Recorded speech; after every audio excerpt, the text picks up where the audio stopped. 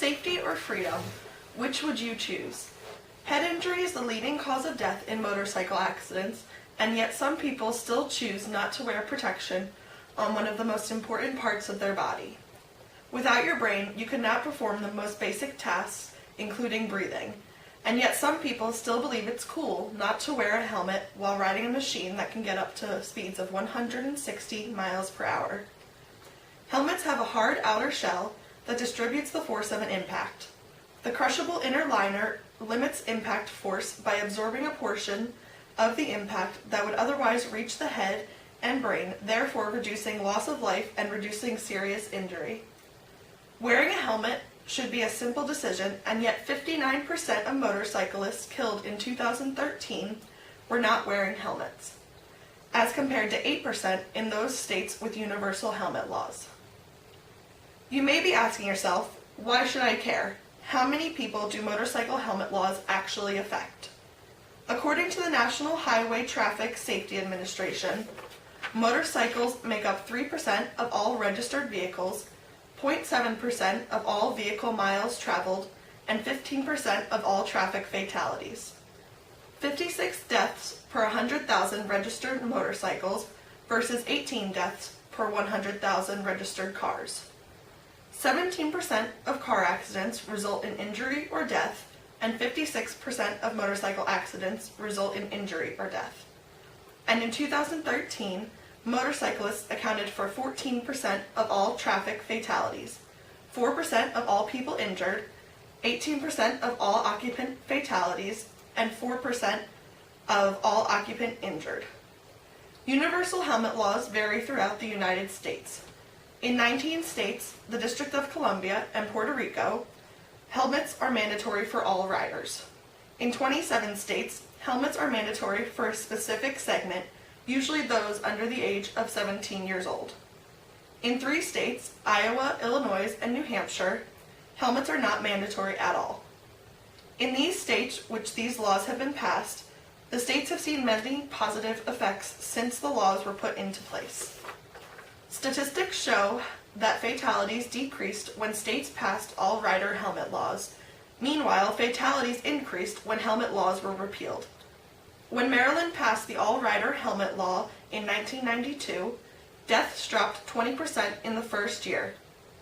Deaths also dropped 30% in the second year. When California passed the all-rider helmet law in 1992, deaths dropped 36% in the first year.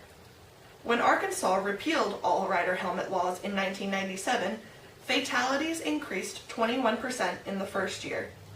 When Texas repealed all-rider helmet laws in 1997, fatalities increased 31% in the first year. Helmet laws save approximately 1,630 lives in 2013. An additional 715 could have been saved had a helmet been worn.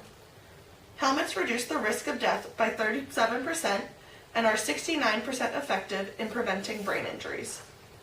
In states without universal helmet laws, 59% of motorcyclists killed in 2013 were not wearing helmets, compared to 8% in states with universal helmet laws. Not only would universal helmet laws be beneficial in saving people's lives, they would be beneficial in helping the economy.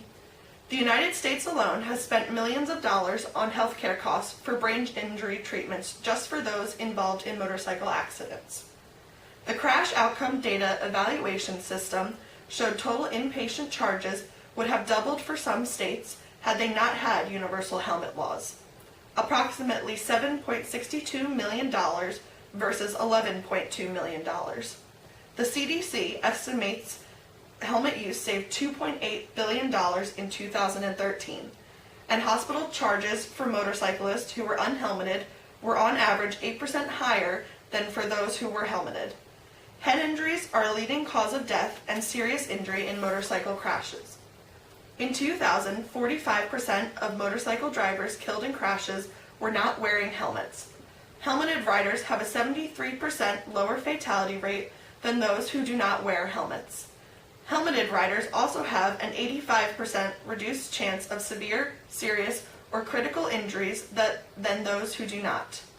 In 2000, 52% of passengers killed were not wearing helmets. In 2014, 10 times more unhelmeted motorcyclists died, approximately 1,565, in states that did not have universal helmet laws than in states that had universal helmet laws, approximately 151. Motorcycle crashes claim the lives of over 4,500 each year. The U.S. Department of Transportation analysis data from 2013 shows 4,668 motorcyclists died in crashes. 26% of fatally injured drivers did not have a valid motorcycle license. 91% of motorcyclists killed were male. 32% of the deaths were among 16 to 29-year-old males. 40% of deaths were among the 40-plus age group. 98% of the deceased males were drivers. 71% of females killed were passengers. 45% of motorcycle deaths occurred in single vehicle crashes and 55% in multiple vehicle crashes. 41% of deaths in single vehicle crashes involved drivers with a blood alcohol level of 0.10 or higher. 61% of deaths occurred on weekends.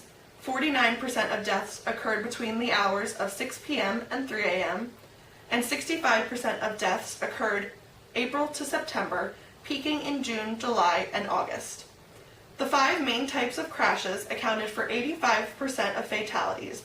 These 5 main types include when a motorcycle gets run off the road, which accounts for 41%, when a motorcycle or another vehicle are in a traffic violation, which accounts for 18%, a head-on collision, which accounts for 11%, when a car turns in front of a motorcycle, which accounts for 8%, and when a motorcycle goes down in the roadway, which accounts for 7%. Helmets have a hard outer shell that distributes the force of an impact. The crushable inner liner limits impact force and by absorbing a portion of the impact that would otherwise reach the head and brain, therefore reducing loss of life and reducing serious injury. Helmet laws saved approximately 1,630 lives in 2013. An additional 715 lives could have been saved had a helmet been worn. With universal helmet laws in place, think of all the lives that could be spared. Which is cooler, holding your head high, protected by a helmet, or losing your head for a moment of freedom? Thank you.